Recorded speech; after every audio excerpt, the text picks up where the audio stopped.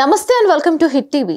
కెనడాలో దారుణం జరిగింది. కెనడాలోని ఒక స్టోర్లో పనిచేసుకుంటూ చదువుతున్న ఒక 22 ఏళ్ల భారతీయ విద్యార్థి తేజేశ్వర్ కాలియా ఇప్పుడు తీవ్ర ఇబ్బందుల్లో చిక్కుకున్నాడు.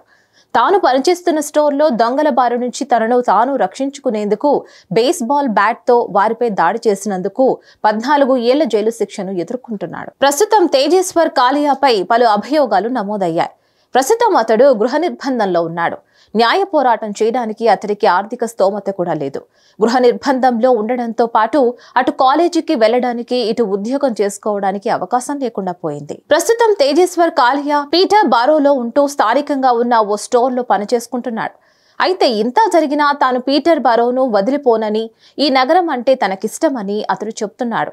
ఇప్పుడు తేజేశ్వర్ కాలియా కేసు ఆత్మరక్షణ హక్కు, న్యాయ వ్యవస్థ నిబద్ధతపై కెనడాలో చర్చకు దారితీస్తుంది. న్యాయపరంగా చర్యలు తీసుకోవడానికి అతడికి ఆర్థిక స్తోమత లేకపోవడంతో అతడి స్నేహితులు నిధుల సేకరణ చేపట్టారు.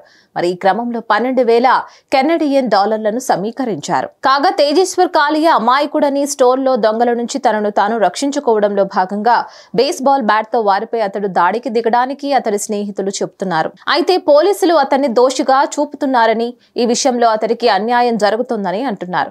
మరి ఈ నేపథ్యంలో అతడి నిర్దోషిత్వాన్ని నిరూపించుకోవడంలో సీసీటీవీ ఫుటేజ్ కీలకంగా మారనుంది. తేజేశ్వర్ కాలియా అతడి స్నేహితులు చెబుతున్నట్లు సీసీటీవీ ఫుటేజ్ లో ఉంటే అతడు నిర్దోషిగా బయటపడే అవకాశం ఉంది.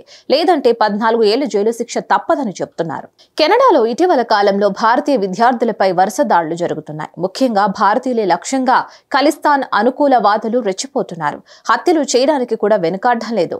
ఇప్పటికీ కెనడాలో ఉన్న భారతీయులను అంతమొందిస్తామని ఖలిస్తానీ ఉగ్రవాదులు హెచ్చరికలు కూడా జారీ చేశారు. ఇక మరోవైపు కెనడాలో చదువుకోవడానికి, ఉద్యోగాల నిమిత్తం వెడుతున్న భారతీయులపై జాతి వివక్ష కూడా చోటు చేసుకుంటుందనే విమర్శలు కూడా ఉన్నాయి. ఇక తాజాగా తేజేశ్వర్ కాలియా వ్యవహారంలోనూ జాతి వివక్ష చూపుతున్నారని, నిందితులను వదిలేసి నిరపరాధి అయిన అతడిపైనే కేసు పెట్టడం ఇందుకు ఉదాహరణ అని అంటున్నారు.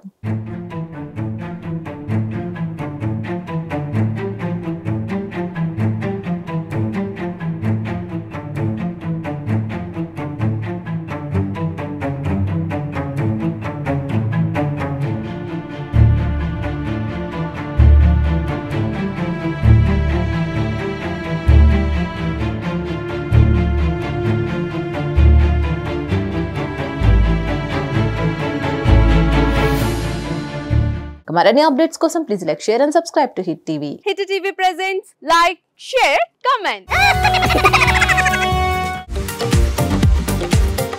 టీవీ వాళ్ళకు కూడా నేను ఒక సర్ప్రైజ్ ఇద్దాం అనుకుంటున్నాను. మీరు మాత్రమే జెస్సీ ఎందుకు అయ్యారు? ఇలాంటి అమ్మాయిలకి పిలవడానికి బాగుంటుంది. చందు సాయికి like you and have a జనాలకి ఒక పేరు నచ్చిందంటే దీనికి ఒక ప్రాసెస్ ఉంటుంది. ఎందుకు ప్రాసెస్ డైరెక్ట్‌గా వెళ్ళిపోదాం. ఏదైనా ఒకటి మర్చిపోయినావా నువ్వు? మర్చిపోయినా మేడం. ఏం మర్చిపోయావు? నా గుండె.